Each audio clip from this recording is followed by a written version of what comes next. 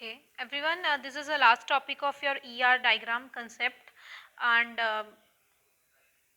this is starting with specialization. ये सब कुछ क्या है? स्टैंडर्ड एंटिटी रिलेशनशिप के फीचर्स हैं. सबसे पहले आता है स्पेशलाइजेशन. स्पेशलाइजेशन का क्या मतलब होता है? फॉर एग्जांपल, हम एक एम्प्लॉय लेते हैं, एक मैनेज डिपार्टमेंट लेते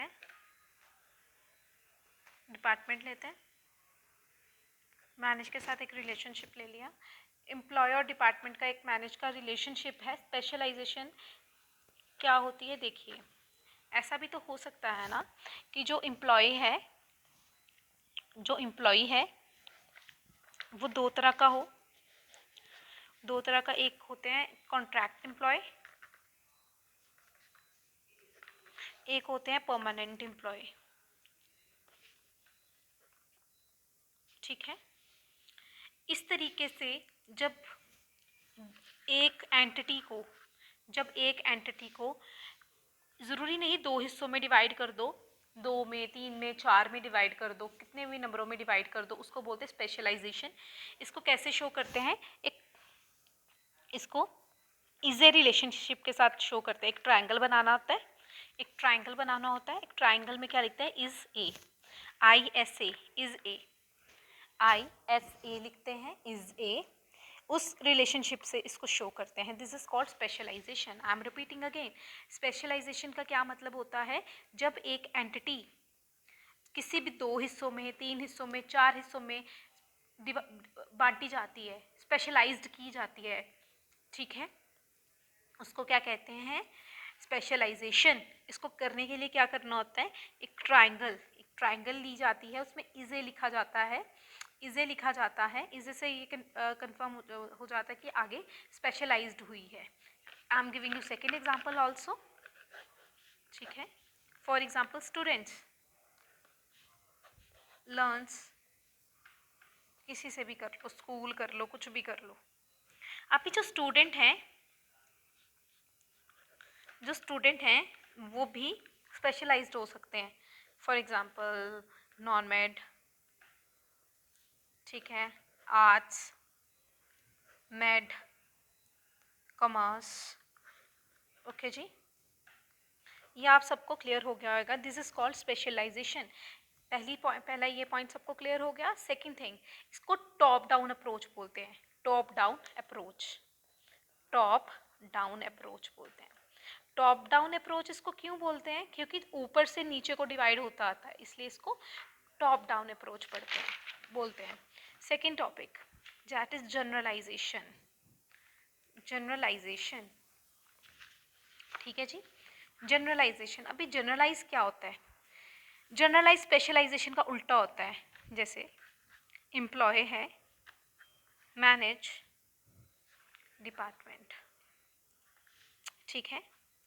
आपने जब इसको स्पेशलाइज किया था तो कॉन्ट्रैक्ट और परमानेंट में किया था. ठीक है. जनरलाइज क्या होता है? चाहे कॉन्ट्रैक्ट वाला एम्प्लॉय है, चाहे वो परमानेंट वाला एम्प्लॉय है तो क्या एम्प्लॉय ही है. चाहे वो कॉन्ट्रैक्चुअल वाला एम्प्लॉय है, चाहे वो परमानेंट वाला एम्प्लॉय है तो क्या है वो? जनरली एम्प्लॉय है. सो इसको जनरलाइज बोलते हैं. जनरलाइजेशन बॉटम अप अप्रोच है. क्या अप्रोच है? बॉटम अप अप्रोच है. टॉप डाउन अप्रोच का मतलब होता है ऊपर से जब हम नीचे को आते हैं. टॉप डाउन अप्रोच, नीचे को आना. बॉटम अप का मतलब क्या है? नीचे से जब आप ऊपर को जाते हो, that is bottom up approach. तीसरा, last type of standard entity relationship feature is aggregation.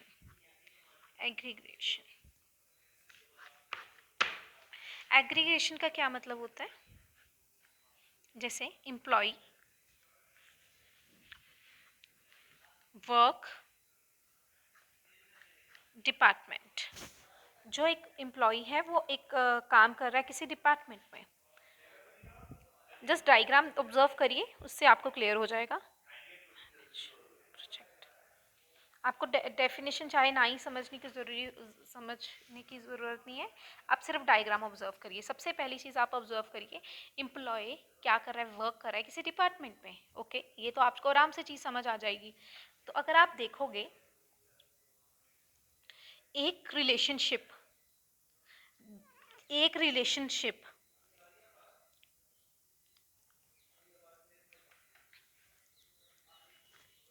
Relationship as a entity भी बिहेव कर रहा है। देखो ये एक रिलेशनशिप है, yes it is a relationship between employee and department, yes, but अगर मैं मैनेज की बात करूं, मैनेज के केस में ये रिलेशनशिप मेरा क्या बन रहा है, ये मेरा रिलेशनशिप एंटिटी बन रहा है। देखो वर्क भी एंटिटी बन रहा है, प्रोजेक्ट भी एंटिटी बन रहा है। बट अगर आप कहोगे ma'am entity is always and always represented in rectangle, I agreed, but just कि आप कह सकते हो हाँ जी रेक्टेंगल में ही होता है, पर एक्सेप्शनल केस है कि जब तुम्हारा रिलेशनशिप एंटिटी बने, जस्ट कि इस रिलेशनशिप को रिप्रेजेंट करना चाहते हो। ये देखो ये रिलेशनशिप तुम्हारा एंटिटी बन रहा है इस रिलेशनशिप के लिए, ये भी एंटिटी है, फर्स्ट एंटिटी है, सेकंड एंटिटी है। So this is aggregation, this is all about your this concept. इसके बाद आपका कोई क्वेश्चन नहीं है, इसके बाद आपका कोई क्वेश्चन नहीं है जो ईआर से आएगा। ये क्वेश्चन आपका 5 या 7 नंबर से कभी ऊपर नहीं आता एग्जाम में, ठीक है। तो आपका कल करवा चौथ का हॉलीडे रहेगा एंड परसों रहेगी अब आपकी नॉर्मलाइजेशन आपका एक नया चैप्टर है, that will be started from day after tomorrow. Thank you.